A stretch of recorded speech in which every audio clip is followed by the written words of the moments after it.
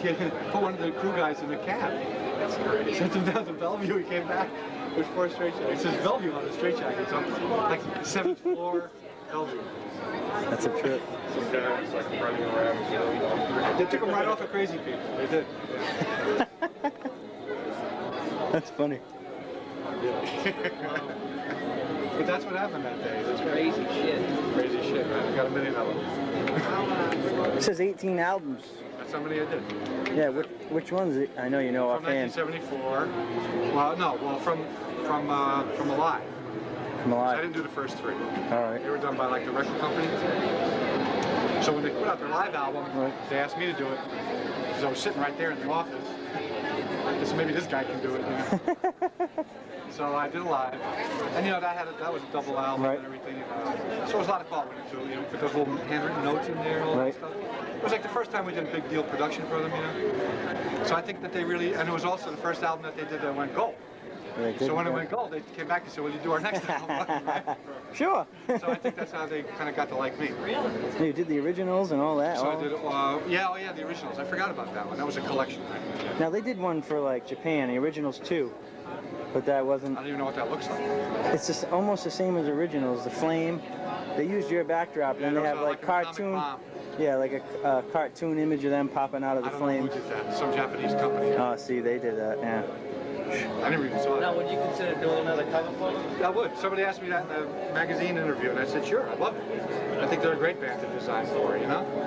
They're so visual, as long as they keep the makeup on. If they take it off, then to me they're another rock band. Well, I think that Kiss should stay the way it is now. Right now, yeah. This will be it forever, right? I hope so. I think so. I hope so. I mean, I respect every member that's been in the band. Some I don't, you know, but this is Kiss. This is Kiss, right here, yeah, these guys. Right. No, well, Alive too, it says your name, it says cover and inside sleeve, inner sleeve, so that wasn't the picture. The gatefold, was that the gatefold on Alive 2 or just the inner sleeve with the hands, with the confetti falling? Is that what we did? Alive 2. See, I forget. Alive 2, it said... just the hands going up like that? On the inner sleeve for the record. Just cover an inner sleeve design? Yeah, yeah. That's what it says? What does the inside look like? It looks like the stage with all the flames blowing up and the platforms rising. I rising. did the whole album. I did every single See, that's why they should give credit with credit's due. When this is album design, it means the whole album. Oh, all right. And the inner sleeve. So, all right. I guess that does include that. Oh, all right, all right. Yeah. It's a little vague, I guess. Now, this would have been for Dynasty? Well, we weren't going to, no, this was a spur-of-the-minute idea. Just for a magazine, or?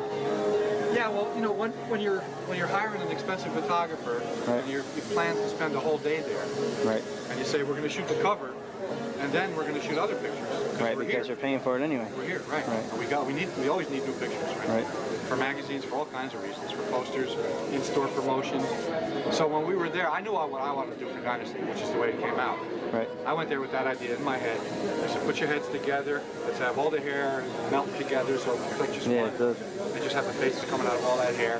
That's what we did. Plus the poster you did, right? Right. For the inside of the album. Right, oh yeah, I like that poster. That's yeah, very cool poster. That's the first poster I think I got. Tasty. Really tasty.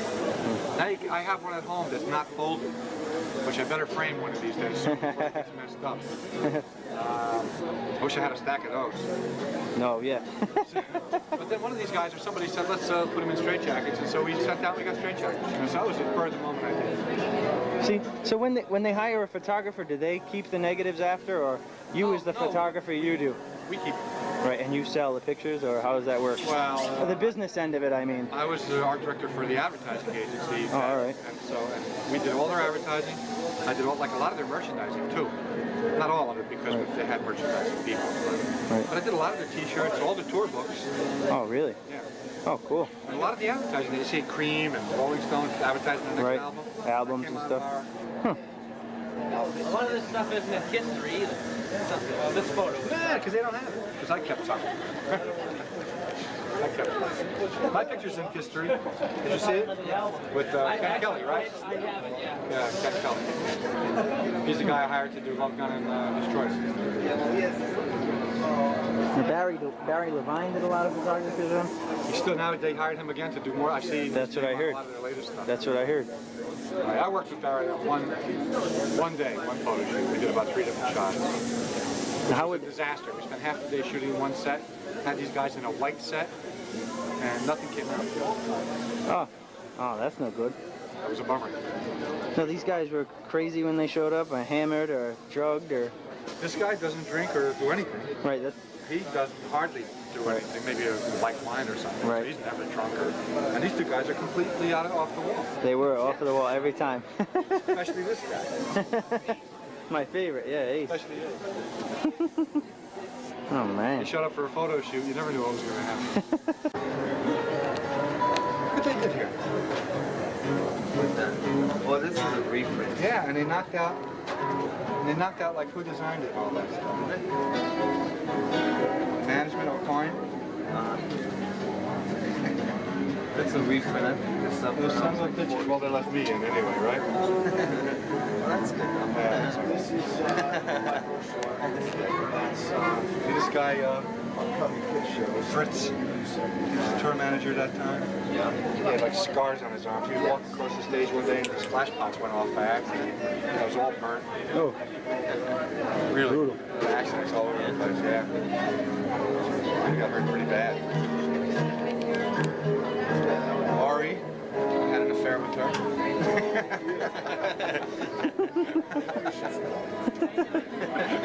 Thank you. Thanks a lot. Can I get a photo? Huh? Can I get a photo? Oh, sure, yeah. I'm not sure how to work these. These are one of these dumb Throwaways? throwaway deals.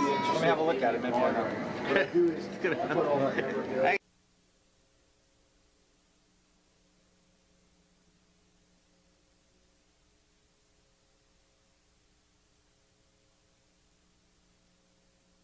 You're responsible for the whole look of the whole thing, you know, and sometimes even the concept of the album. A lot of times these guys came to me, they said, we're coming out with an album, it's coming out in September, we have to have it printed in August, start working. I'd say, what's the title? I don't know. What's the idea, guys? I don't know. You know. Well, and at that time, a lot of you are probably too young to know, but at that time they were putting albums out every 6 months, not every 2 years. That's right. Kiss was putting 2 albums out a year. 2 albums a year. They have to record them, promote them, be on tour, and Write them. Write them. So it was a busy time, but it was a great time. Does anyone have a question specifically for Dennis that they could think of? Okay. Come on down!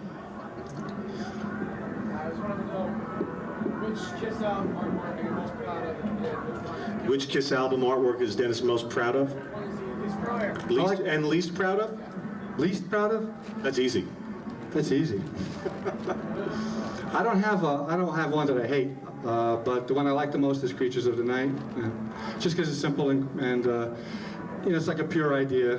These guys are nocturnal creatures. They had the title. They came to me with the title that time, Creatures of the Night. I went through a long process of trying to come up with an album cover for that. I went down many roads. I did a lot of layouts. The most common visual theme I had were they were standing around in the swamp. There were bats. There was creatures crawling around, you know, in the murky, muddy, swampy background. But it was too, at that point in my mind, it was too cartoony, too comic bookish. So I wanted to elevate them up and give them some, a little more sophistication for a change. Is that a painting or a photo? That is a photograph completely, except for the eyes, which are airbrushed to make them look like they're glowing, like nocturnal creatures of the night. And we shot it, we just put blue gels over lights, and that's how it came out. I tried a lot of things. I even put white makeup on a month before that shoot on my own face, went to a photographer. We shot it with like the wrong kind of film to make it look blue. We tried blue lights. We did all different techniques. We found out that blue lights worked the best. So that a month later, when I got the guys in front of the camera, instead of screwing around for hours trying something, I wanted to be ready. And we had the blue gels on the lights, and boom, it worked. So you're saying that those are 4 individual shots? Nope. No? They were that close together? No, we sat them down. They had like little apple boxes and little chairs like this. And Diana Ross was at that shoot. And what was she doing? She was going out with Gene. She was going out with Gene. She was like 3 feet away, you know. So if you look at the album, look like 3 feet to your left in your mind's eye. She was right there? Right Was there. she singing Supremes tunes? Or? No. I did a duet with her. What'd you sing? Some old 50s doo-wop song that she remembered. Yeah? I was drunk. Otherwise, I wouldn't have the balls. Today you wouldn't do that duet. I wouldn't have to do it today. You have a lot of interesting photos over there with Kiss. Is that what did you do? Did you have a picture taken of yourself every time you did a Kiss photo? Yeah, you know, it was like I realized that it was an exciting time. Actually, I kind of felt like I was being part of history as it was being created. I really felt it at that time. I didn't take it for granted. Like I really was excited about it. I knew that these guys were a big deal, or would become a big deal in the beginning. And so when we took shots, I used to whisper in the photographer's ear, "Save the last 3 pieces of That's film not what I heard. I for heard me." you to say, "Save the last dance for me." No. That's what it wasn't. No. So I was married. You were drunk though. I was married and drunk. So I'd say, "Save the last 3 shots for me," and then I'd go there and I'd remind them, and then I'd go up to the guys and I'd say, "Do you mind?" And they never said no, and that was it. That was it. So I have a lot of pictures like that, and I'm happy I did it now. At the time, it took a little bit of balls, because it was like, you know, they were all working, and it was hard to say, you know, stop everything and let's take some pictures with me. But I'm glad I did it now, because now I got the pictures. Were you at the photo session for the first live album, Kiss Alive? No, I don't even know where that was shot. Oh, you don't know? As a matter of fact. Well, Finn Costello. The great photographer Finn Costello shot Finn that. Costello. And it is a posed shot, right, as far as you know? Absolutely, it has to be. Ace is standing there with his guitar all backwards, and they're all just, you know, anytime you see Peter Criss with his drumsticks like this, it's posed, because you don't drum like that. And besides, the drummer's always way in the background. You never get a good shot of him. You're lucky if you can get 3 guys looking good in one photo. Forget the 4th guy, you're never going to see him. Still the greatest live cover of all time. A great cover, and it was a great album. Finn delivered the picture to me, and I said, almost jokingly, "So that's a live shot, Finn?" He goes, "Yeah." I said, "Well, come on, you posed him." He said, No, fine." Okay. Yes. How'd the whole concept for the Destroyer album come up? Destroyer, That cover. I'll tell you the truth. The guys didn't even have a title. That was one of those times where they came to me, they said, "We're coming out with a new album, start thinking." So I know that Gene is a big comic book, sci-fi, fan. He likes all that kind of stuff. Are you familiar with Frank Frazetta, the artist? Anybody know who that is? He's the guy who he invented Conan the Barbarian, those old comic books. He's the best artist of that genre, that type. Motley Crue. He invented Motley Crue. He invented There you go. Oh, Molly Hatchet. That makes sense. Okay, thank you. And he has this painter has a lot of imitators out there. A guy named Boris. You might know his imitators more than you know the original guy. So we got to talking, and Gene said it would be great if I can get him to do a cover. And I said, "Oh, it really would be great." So I called up this guy, Frazetta, who lives in Pennsylvania, and I tried to make a deal with him. Turns out his wife is his agent. It was a big pain in the ass. It was really hard to do this. I said, "I want Frank to paint the Kiss cover." They didn't know who Kiss was. They never heard of him, you know. Were the comic books out yet on Marvel? No. No, this is prior to This is prior. This is still pretty early. You know, it's before 76. Destroyer. Yeah. 76. Yeah. So I couldn't get him. He wanted a lot of money. He wanted $15,000. And that was in 76. That's $15,000, and he wanted to keep the painting when it was done. We could just shoot it, use it for the cover, and give it back to him, and not use it for anything but the album cover. That was the deal. And I said, no deal. They want to own the art. They want to put it on lunchboxes. I mean, they want to do it, you know, they want to use it for everything. So we have to buy it out. We have to buy all the rights for it, which is what I always tried to do to avoid bookkeeping, you know. So, and arguments and lawsuits. So, no deal. We couldn't make a deal with them. So I started searching around for a Frazetta lookalike. And I was buying all these comic books and racking my brain. And I found this one comic book, creepy comic book, and it was a robot. And I just liked the painting style. It looked like a lot like Frazetta. So I looked up this guy, found his name. He was getting like $100 to do these comic book covers. So I think we paid him $5,000 for, or $3,500 or $5,000. I just don't remember. What was it? Might have been $3,500 for Destroyer, and then later when he did Love Gun, I think we gave him $5,000. What was his name? Ken Kelly. Ken Kelly, and he was great, and he was a really good worker, and he delivered. And the big funny weird coincidence is, turns out he's Frank Frazetta's cousin. Must be in the family. The genes must run in the family. I don't know how that happened, but or his uncle, maybe. And he wanted to be just like Uncle Frank, and so he, you know, painted like him. That's funny. So that's how that happened. Oh, and the title, my friend Vinny who was the assistant art director, who sat behind me in the drawing table behind me, is my like lifelong friend from like third grade, 9 years old. And we had to come up with a title because these guys, Kiss, did not have a title for that album. So Vinny made a list of words, and one of the words was Destroyer. And they saw it, and they said, that's the title. Did Vinny get credit for that? Vinny got Lugats, if you know what that means. Do you think today Gene would admit that Vinny came up with Destroyer? Absolutely not. Absolutely. Gene would say, I came up with the title. And You'd say Dennis was drunk. And Dennis was drunk. Right. So the visual, the picture, and how that looks, that was mine. That was my concept. I was standing on chairs and tables, and I made Ken Kelly sit on the floor. And I said, look at me, look up at me, like this. I want them to look like this, and they got to be bigger than life, because at the time this was a brand new no rock band was really doing this. I said they're bigger than life. They're superheroes. They're unbelievable. They're bigger than Superman. And I said, and that's the point of view I want. You're nothing, and we are great. And so that's what he did with the destroyed city or whatever the hell it is behind them. We don't know. And what came after that? I don't know. Rock and roll. What about Rock and Roll Over? That's some great artwork there. In fact, every group today now uses that artwork and sticks their name in it. Like really graphic and simple and bright and clean and crisp, and it'll like last forever. That guy is Michael Dorette. Michael Dorette never did an album cover in his life, and I used to love to hire people who had nothing to do with rock and roll to do rock and roll covers. Same thing with the solo album guy. He was an old man. He didn't know what rock and roll was, but I made him do it. It's great. I'm really happy I did that, you know. But Michael Dorette did the Rock and Roll Over. He did like Time magazine covers. He did Zardoz. Who? Zardoz. Did he do Zardoz? The movie, Sean Connery's sci-fi movie. He did that logo. That looks like his lettering. I carried it around in my wallet because he did the Stars logo. He was a great letterer. He did all that lettering by hand. Is this thing? Mine doesn't do that. I don't know if you know anything about printing or reproduction, but he didn't do that album, Rock and Roll Over, in color. He did it all in black and white on layers of acetate, and they all had to line up perfectly. And each layer of acetate was going to be eventually a different color for the printer. So we designate, this is the blue, this is the yellow, this is light blue, this is like a special green. There were 6 colors instead of 4. Almost all printing is done in 4 colors on a press.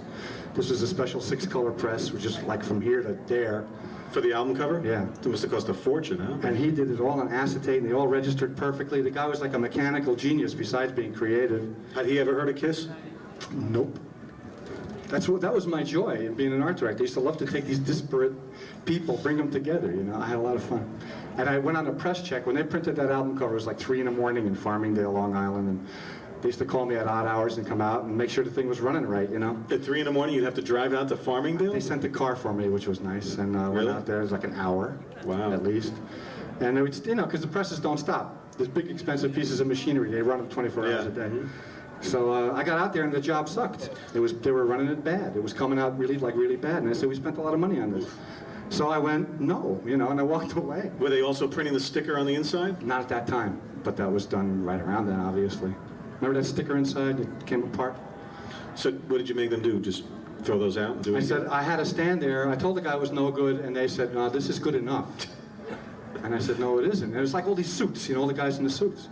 They're working at 3 in the morning, too. Yeah, they have. Were they drunk? Management, they were all drunk. No, they weren't.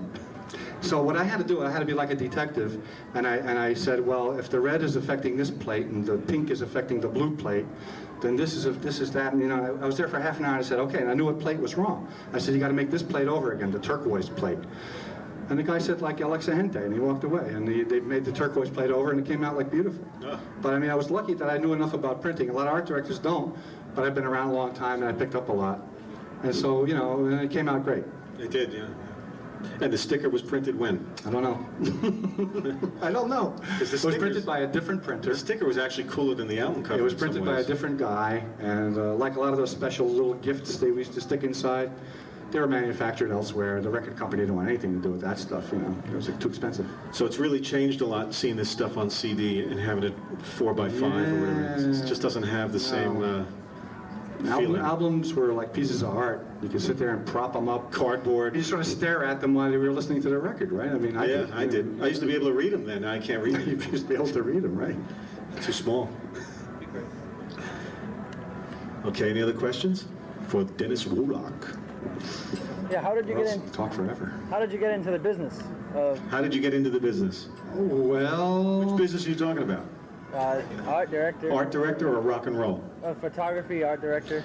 okay. Yeah, and then into rock and roll. So you got into art first, obviously. Sure. Yeah, I was an art director first, and then fell into the rock and roll thing. But Well, explain to them about Howard Marks. Does anyone? Howard Marks actually managed them for a period of time, and Dennis really hooked up with Howard at first. oh yeah. Want me to go back to kindergarten where the Mother Superior put the star? on You there? could start around 3rd grade. Thank you.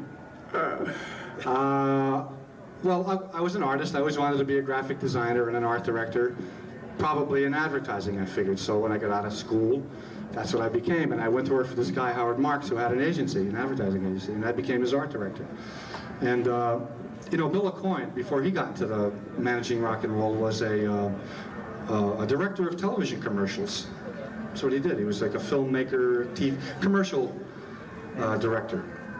So we used to make commercials, and we used to know Bill Aucoin because he was like directing some of them. And he sort of got out of that business. He wanted to go on his own and start his own production company making TV commercials. He sublet office space from my boss because they knew each other. So now Bill is in our office down the hall.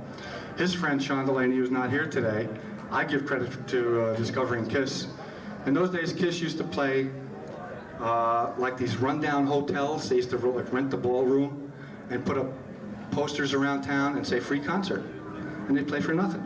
But instead of playing in like some shitty, dingy bar, they already had these highfalutin ideas, and they'd be playing in ballrooms. Were they weren't wearing the Kiss makeup? Yes, yet. they were. Yeah, they were. Yes, they were. But it was all very like 2 pairs of ladies' black nylons He instead didn't have the star quite yet, right? No, he was a raccoon. Yeah. Still is, I heard. He's still a raccoon. So they had these big ideas. I give them a lot of credit. They never thought small. They always thought big. And they had these, and they were in these ballrooms. So Sean caught their act one night. He came to Bill. He said, "You got to see these guys." He knew Bill had connections. Bill went down to see him, loved him. Bill knew Neil Bogart, who had owned a record company called Casablanca. It was brand new. Brand new label. Brand new label. So he called, he told the guys in Kiss, he said, if I don't get you a record deal in 2 weeks, you can forget about me, and if I do, I'm your manager. And they said, deal. He got them the record contract, and he became their manager. So that's how Bill became their manager, and that's how I got to know them, because Bill's office was right down the hall. So they did their first 3 without me. Was I guess the record company. The first 3 album covers? First 3 albums were done by I don't know who, different people, record company people, and but I was doing like their little posters and stuff, and I was like involved, but I wasn't doing covers. Then when it was time to do a live, Bill said, "Want to design the Alive album?" And I said, "Yeah, man, you know." So we did that.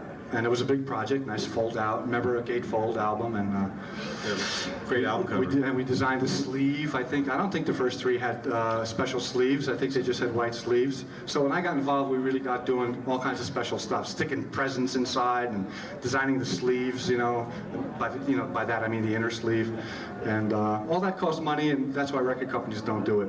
But Kiss wanted to be special. They put up their own money in a lot of cases to print these extra, goodies. And the thing went gold. It was their first gold record, was Kiss Alive. The first 3 didn't go gold.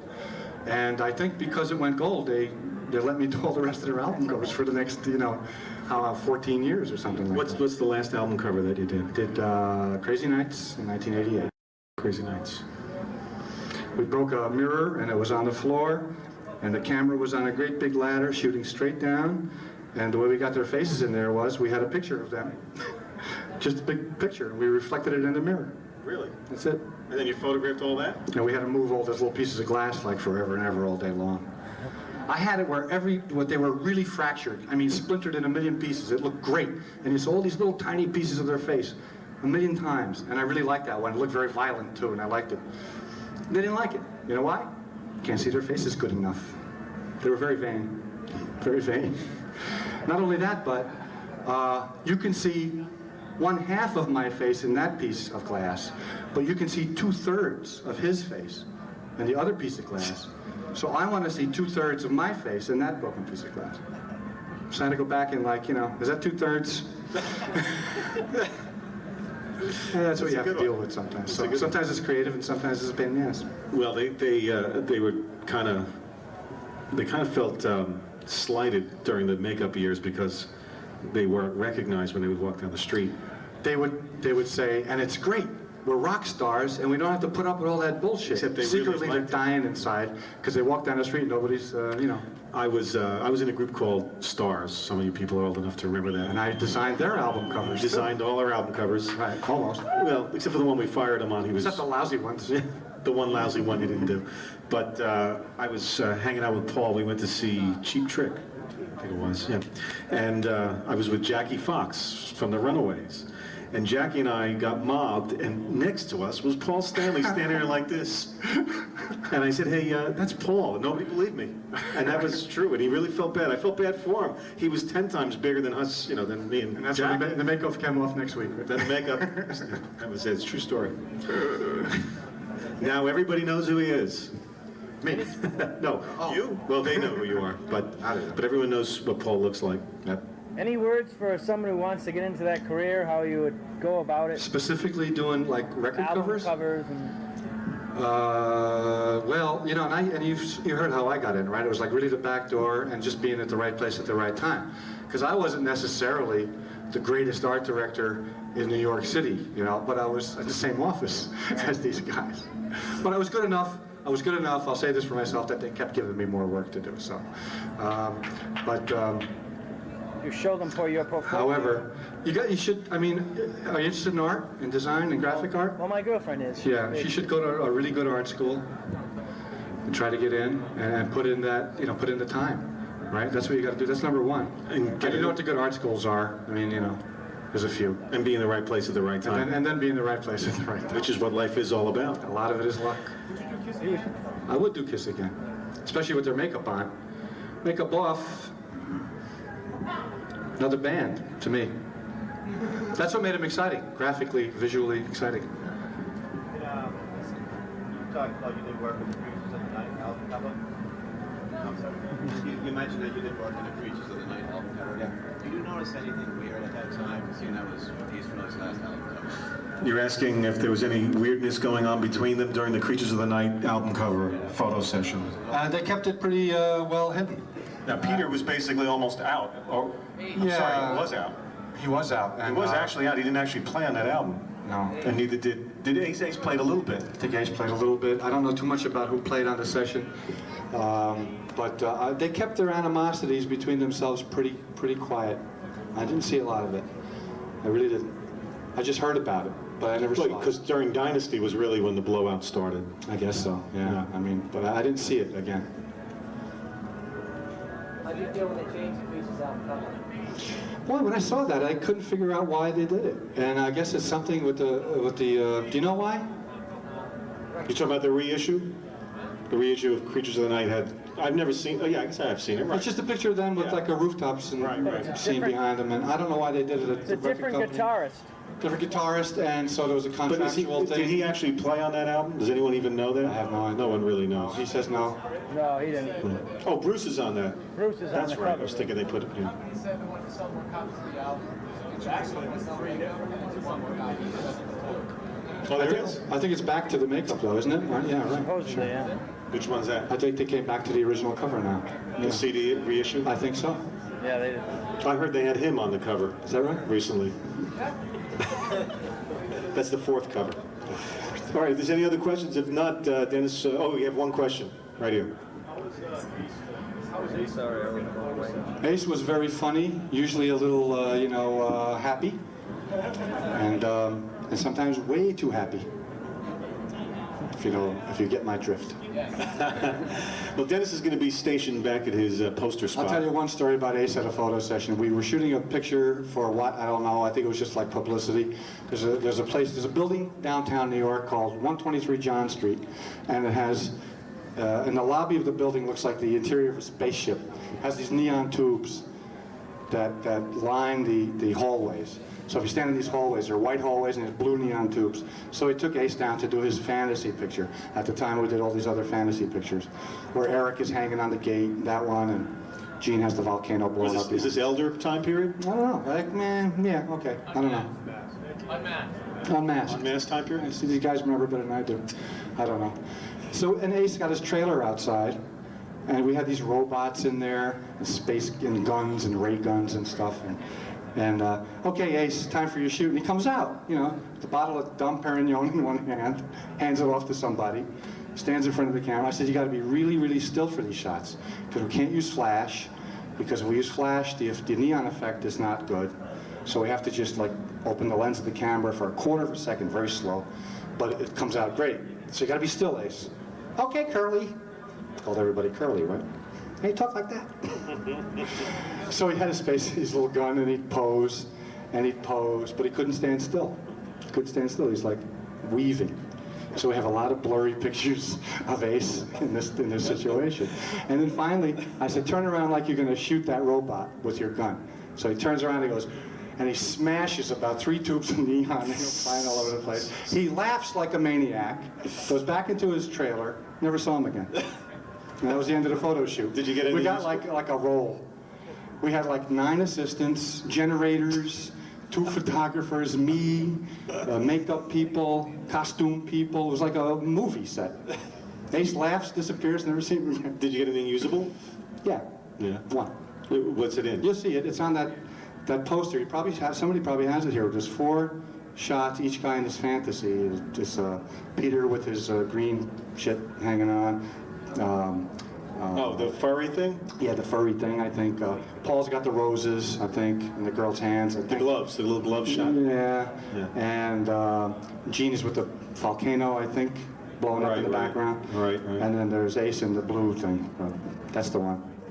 Did you work on the movie? No, they did that in California. I stayed in New York. The Phantom movie. Anthony Zerbe. Yeah. That was a great movie, huh? Yeah. It was on recently, wasn't it? I think. Yeah. I don't know. Kiss meets the Phantom of the Park. Got it on videotape, the reissue. That was pretty bad. I would like to thank Dennis for coming down and talking to y'all, and he's going to be hanging out by his posters over there. I have post. There you go. There's the shot. 123 John Let's bring Street, that up. lower left. Bring it up here. Let people see Right. that. The one shot that worked. The one shot that wasn't too blurry.